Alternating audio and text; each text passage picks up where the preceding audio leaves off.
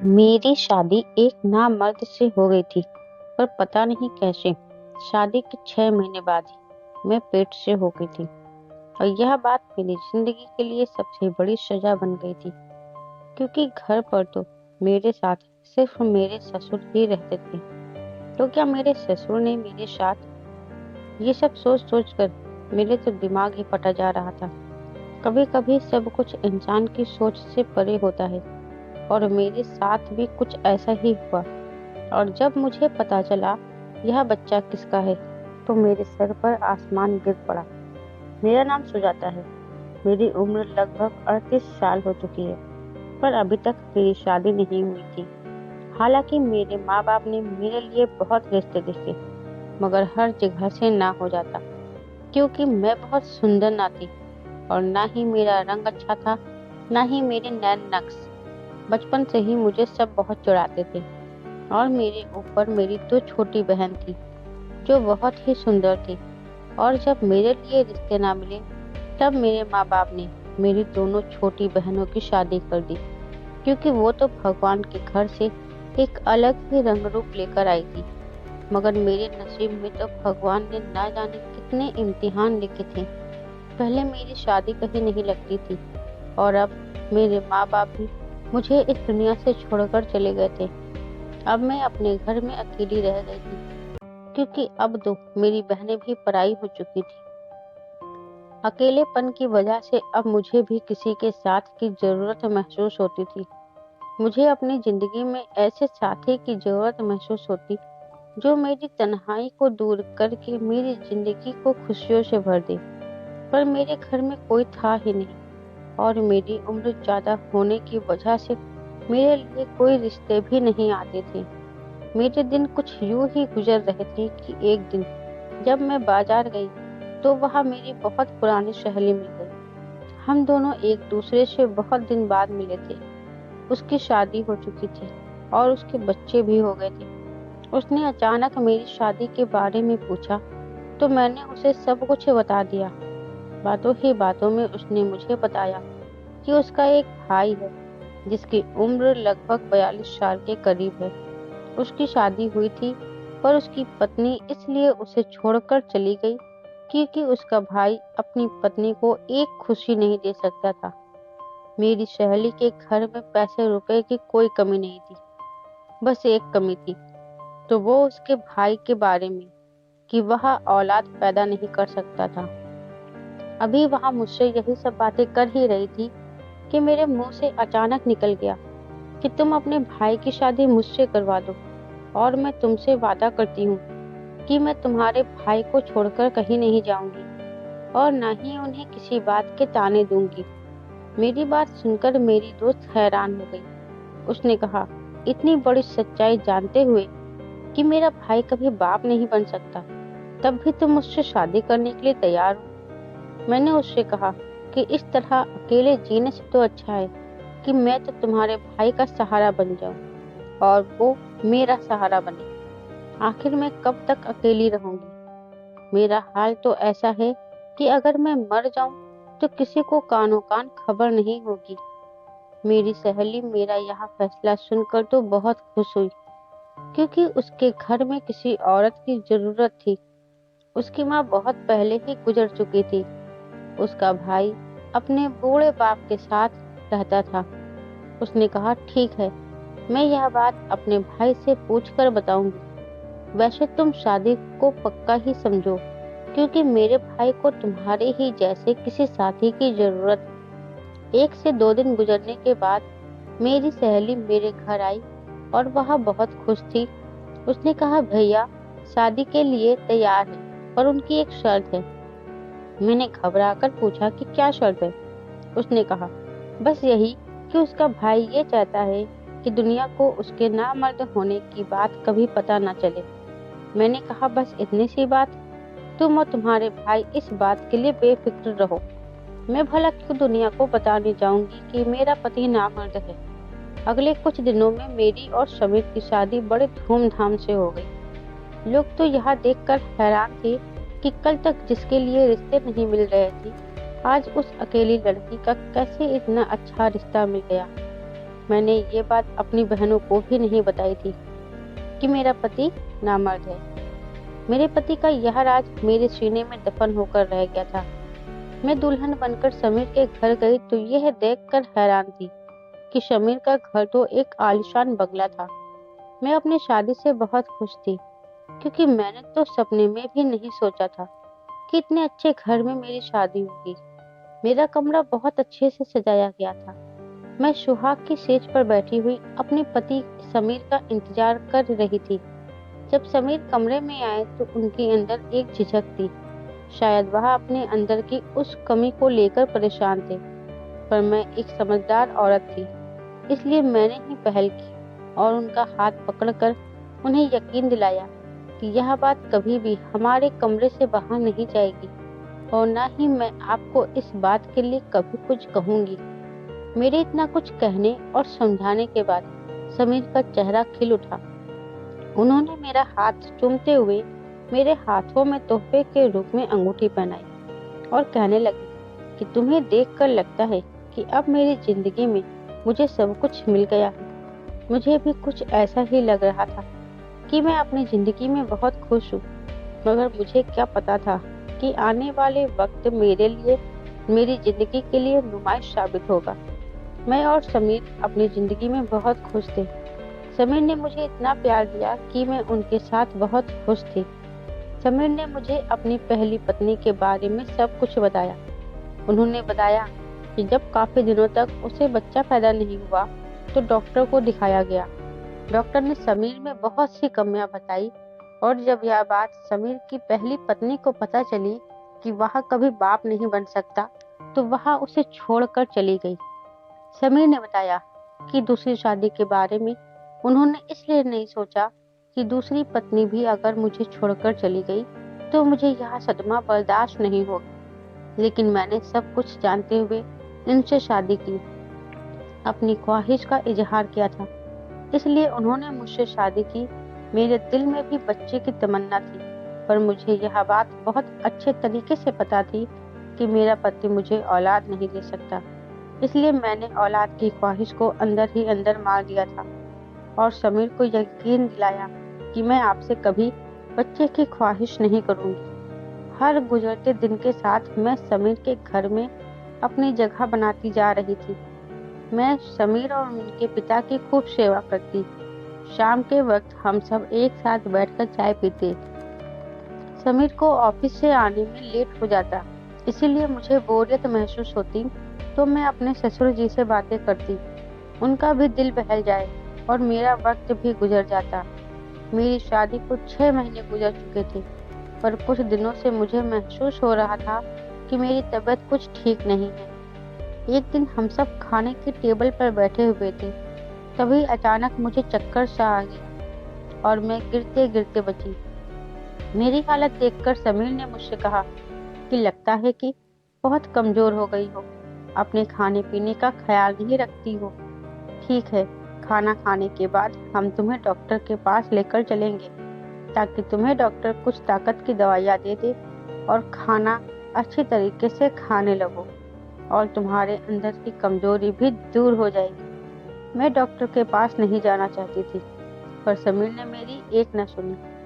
Office जाने के बजाय मुझे डॉक्टर के पास लेकर चले गए। डॉक्टर ने मेरा चेकअप किया और चेकअप करने के बाद जो कहा उसे सुनकर हम दोनों पति पत्नी संदेह से एक दूसरे को देखने लगे। ये खबर सुनते ही हम दोनों के चेहरे की हवाइयाँ उड़ गई। मैं और समीर बहुत ही अजीब नजरों से एक दूसरे को देखने लगे, क्योंकि मुझे और समीर को यह बात बहुत अच्छे तरीके से पता थी कि समीर कभी बाप नहीं बन सकते। तो फिर यह बच्चा किसका? आखिर मैं प्रेग्नेंट हुई कैसे? डॉक्टर के हाथ से समीर ने रिपोर्ट ली और बिना कुछ कहे मेरा बाजू पकड़कर गाड़ी तक ले आए और इतनी तेज रफ्तार में गाड़ी चला रहे थे कि मेरी चीख निकल गई। मुझे भी कुछ समझ में नहीं आ रहा था कि आखिर क्या हो रहा है। हम दोनों घर पहुंचे तो मेरे ससुर जी हमारे इंतजार में बाहर बैठे हुए थे। हम दोनों को घर आता देख फिक्रमंदी से पूछने लगे कि अब बहू की तबीयत कैसी है, डॉक्टर ने क्या कहा है। समीर के गुस्से का पारा हाई था। उन्होंने गुस्से में कहा, कि आपकी बहू प्रेग्नेंट है, जबकि यह बात मैं बहुत अच्छे तरीके से जानता हूँ कि यह बच्चा मेरा नहीं है। समीर की बातें सुनते ही मेरे ससुर जी कहने लगे, तुम यह कैसी बातें कर रही हो? मैं हॉल में पड़े सोफे पर बैठ गई, क्योंकि मुझ में इससे ज्यादा बर्दाश्त करने की हिम्मत नहीं थी। मैं बेकसूर थी, लेकिन मेरा पति चीख चीख कर मुझे बेइज्जत कर रहा था।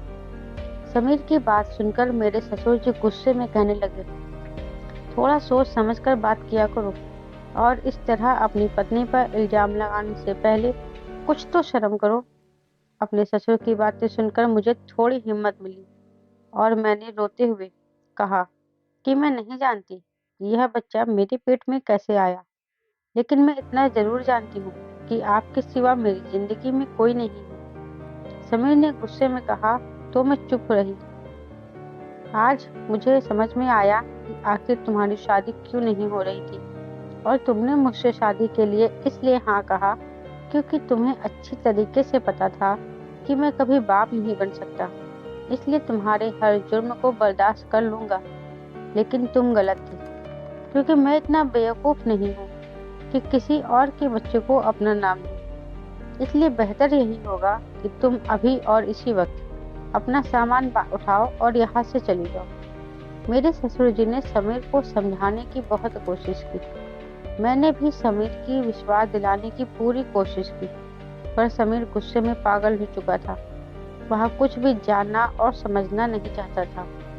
समीर ने गुस्से में मेरा हाथ पकड़ा और आधी रात को मुझे बाहर निकाल दिया।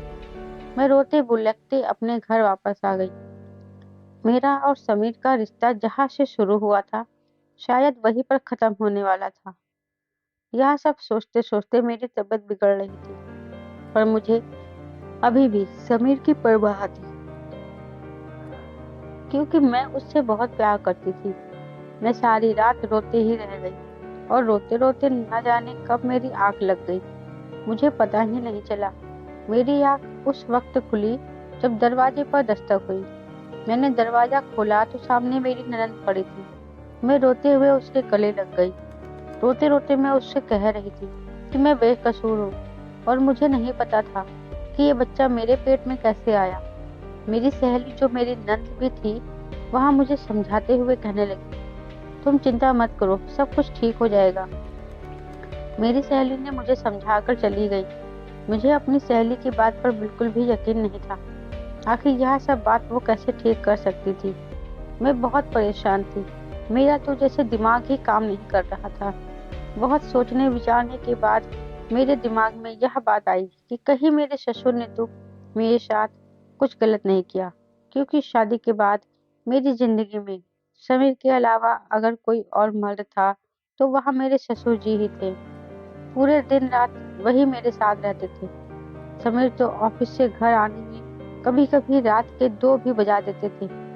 रात का खाना खाने के बाद मैं अपने कमरे में जाकर सो जाती थी। तो क्या मेरे ससुर जी ने कहीं मेरे साथ? यह सब सोचते ही मेरे रोंगटे खड़े हो जाते हैं। उनका मेरे ऊपर प्यार दिखाना और हद से ज्यादा ख्याल रखना आज मुझे खटक रहा था। मेरे दिल में अब अपने ससुर के लिए नफरत पैदा होने लगी। मैं उनको अपने पिता के समान मानती थी और उनकी सेवा करती थी, मगर उन्होंने मेरे साथ आकर ये सब किया होगा तो? इसी सोच विचार के साथ किसी तरह मैंने एक हफ्ता गुजार दिया, और हर गुजरते दिन में भगवान से बस यही प्रार्थना करती रही कि भगवान मुझे बेकसूर साबित कर दो, जिससे मैं अपने पति के साथ दोबारा अपनी जिंदगी को शुरू कर सकूं। मेरी दोनों बहनें अपनी जिंदगी में ऐसे मगन थी कि उन्हें मेरी जरा भी परवाह नहीं थी, जबकि मैंने उन्हें माँ बाप की तरह पाला पोसा था। एक हफ्ते के बाद जब मेरी ननद मेरे पति समीर के साथ मुझे लेने के लिए मेरे घर आई, समीर को दरवाजे पर खड़े देखकर मैं हैरान रह गई। मैं दौड़कर उनके गले लग गई। मुझे कुछ समझ में नहीं आ रहा था कि आखिर समीर मुझे लेने आए कैसे, लेकिन मेरे लिए तो बस इतना ही काफी था कि मुझे दोबारा समीर की जिंदगी में शामिल होने का मौका मिला था। मैं बिना कुछ पूछे उन दोनों के साथ गाड़ी में जाकर बैठ गई, पर घर पहुंची तो मैंने देखा घर को बहुत ही खूबसूरत तरीके से सजाया गया था, और मेरे ससुर जी ने बहुत खुशी मन से मेरा स्वागत किया। यह सब देखकर मैं हैरान थी कि आखिर यह सब क्या हो रहा है। मेरी सहेली ने बड़े प्यार से मुझे गले लगाया और मुझसे कहने लगी कि तुम्हारा बहुत बहुत शुक्रिया कि तुमने मुझे बुआ बनने का मौका दिया। मैंने हैरत से एक नज़र समीर पर डाली तो समीर शर्मिंदगी से नजरें झुकाए खड़े थे। मेरी सहेली यानी कि मेरी नंद सारा सच मुझे बताने लगी। उसने बताया कि पापा को तुम्हारे ऊपर विश्वास था कि तुम एक अच्छी लड़की हो, तुम कभी भी कोई गलत काम नहीं कर सकती। यह सब जानने समझने के बाद भैया फिर दोबारा उस लेडी डॉक्टर के पास गए जिसने पहले कभी उन्हें बताया था कि वह कभी बाप नहीं बन सकते। उस डॉक्टर ने भैया को देखते ही पहचान लिया, पर जब भैया ने उन्हें बताया कि मेरी दूसरी पत्नी प्रेग्नेंट है, तो लेडी डॉक्टर ने भाई को ऐसा सच बताया जिसे सुनकर उनके सर पर आसमान गिर गया। उन्होंने बताया कि तुम्हारे अंदर कोई कमी नहीं थी। तुम्हारी पहली पत्नी तुम्हारे साथ रहना नहीं चाहती थी, इसीलिए वह मुझसे ही ऐसी दवाइयाँ लेकर इस्तेमाल करती थी कि वह कभी प्रेग्नेंट ना हो, और तुम पर झूठा इल्जाम लगाकर छुटकारा पाना चाहती थी। और इसीलिए उसने पैसे के दम पर मुझसे यह झूठी रिपोर्ट बनवाई थी कि तुम कभी बाप नहीं बन सकते, और इसके उसने बहुत बड़ी रकम मुझे दी थी। भाई ने डॉक्टर को पुलिस में देने को कहा तो वो रोने लगी और माफी मांगने लगी और आगे से किसी के साथ भी ऐसा न करने की कसम दी। फिर भैया ने उन्हें माफ कर दिया। मेरी सहेली ने ही यह सब मुझे बताकर फिर से समीर की जिंदगी में मुझे आने का मौका दे दिया था। नहीं तो मैं इसी सोच के साथ जी रही थी कि आखिर यह बच्चा किसका है। मैं तो अपने ससुर पर ही शक करने लगी थी। समीर ने मुझसे अपने किए की माफी मांगने लगी, लेकिन मुझे उनसे कोई शिकायत नहीं थी, क्योंकि इनकी जगह कोई और भी होता तो शायद वह भी ऐसा ही करता। मेरे घर आने की खुशी में मैंने और समीर ने मिलकर केक काटा था, और मेरे ससुर और मेरी सहेली ने हमारे अपने होने का फर्ज निभाया था। मेरे ससुर ने मेरे सर पर हाथ रखकर मुझे बहुत सारी दुआएं दी थी, पर मैं दिल ही दिल से शर्मिंदगी महसूस कर रही थी, क्योंकि कुछ लम्हों के लिए ही सही मैंने अपने ससुर के ऊपर शक किया था। दोस्तों, हमारे रिश्ते कितने नाजुक होते हैं, जिन्हें बहुत प्यार से संभाल कर रखना पड़ता है। कभी कभी इंसान की मामूली सी सोच भी हमारे रिश्ते को शीशे की तरह तोड़ देती है। दोस्तों, अपनों पर भरोसा रखें, किसी एक की बात सुनकर अपनी जिंदगी से जुड़े फैसले ना करें। दोस्तों, आपको मेरी कहानी कैसी लगी मुझे कमेंट बॉक्स में जरूर बताइएगा, और आगे ऐसी कहानी सुनने के लिए मेरे चैनल को सब्सक्राइब जरूर करें। साथ ही बेल आइकन को प्रेस करें, जिससे आगे आने वाली वीडियो की अपडेट सबसे पहले आपको मिले। धन्यवाद।